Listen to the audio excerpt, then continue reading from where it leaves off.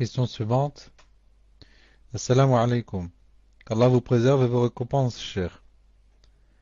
Nous sommes, nous sommes administrateurs d'un forum pour sœurs, administratrices, afin, d'un forum pour sœurs, et suite à plusieurs demandes de sœurs célibataires souhaitant se marier, nous voudrions votre avis, cher,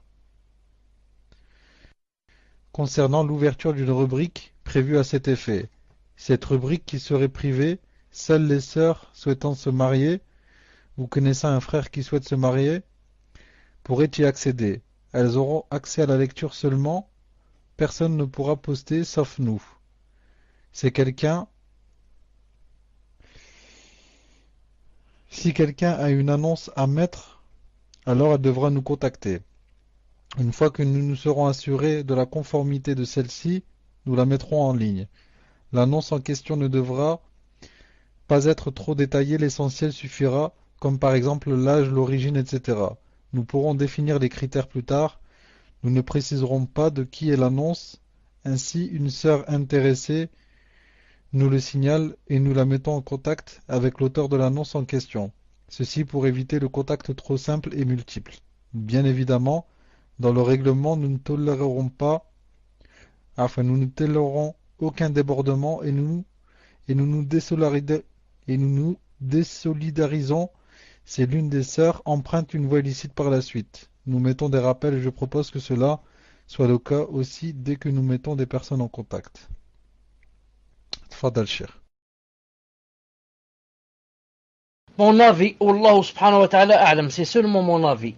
Donc, vous pouvez prendre de cet avis ou ne pas le prendre. Mon avis, Allah ta'ala a'lam, c'est de ne pas ouvrir cette porte, comme le conseil des savants, car vous serez vite dépassé par les événements. Ensuite, vous allez mettre des gens en contact et, classe, vous avez perdu le fil, vous savez plus ce qui va se passer, ni s'ils vont se rencontrer en cachette, ni ceci, ni cela. Là, mais ils vont commencer à se contacter, à s'envoyer des photos, à ceci, à cela, et même peut-être à se rencontrer. Je dis Allah subhanahu wa ta'ala, comme a dit Allah ta'ala, وَلْيَسْتَحْفِفِ الَّذِينَ لَا يَجِدُونَ نِكَاحًا حَتَّى يُغْنِيَهُمُ اللَّهُ مِنْ فَضْلِهِ. Allah ta'ala dit que ceux qui ne trouvent pas le mariage, qu'ils restent chastes jusqu'à ce que Allah subhanahu wa ta'ala les enrichisse et ils peuvent se marier. Je dis, tous les savants que je connais, auxquels j'ai lu, ne permettent pas ces choses par Internet. Ne permettent pas ces choses par Internet, car on a beau serrer, on a beau dire, on va se limiter juste à ceci, cela. Ensuite, dès qu'il y a contact entre le prétendant et la prétendante, là, vous allez perdre le fil, vous allez plus savoir ce qui se passe. Ce qui se passe et où ça va aller l'affaire, surtout dans un pays en Europe où, vous savez que beaucoup de gens, leur foi, c'est juste, ça tient juste sur quelques fils. Et il y a beaucoup de gens qui se cachent derrière la foi, pas seulement en Europe, partout dans le monde. C'est-à-dire ces derniers temps, où la foi affaiblit, il n'y a plus la crainte d'Allah subhanahu wa ta'ala, etc.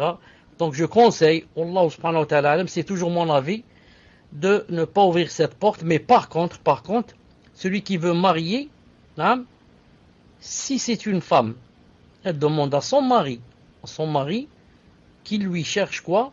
Qu'il lui cherche un frère pour la sœur qu'elle connaît. Et si c'est un homme qui a un frère qui voudrait marier son ami ou son frère qui prie avec lui à la mosquée, son frère dans la religion, il demande à sa femme de lui chercher une copine à elle ou une amie ou une je ne sais pas qui pour que